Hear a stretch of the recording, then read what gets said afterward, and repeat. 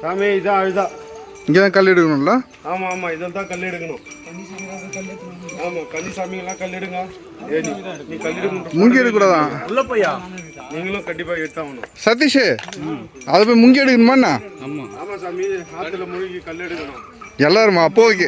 அந்த கை படுதோ கல்லுல, அந்த கல்லு தான் எடுத்துன்னு வரணும். இவ்வளோ பேர் கல் மாட்டினாலும் எடுத்துன்னு தான் வரணும்.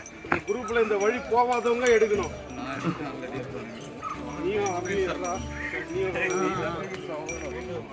ஐயப்போ ஐயப்போ ஐயப்போ சாமியே ஐயப்ப சரணம் ஐயப்ப சரணம் சாமி சரணம் பள்ளிக்கட்டு பகவானே ஈஸ்வரியே ஈஸ்வரனே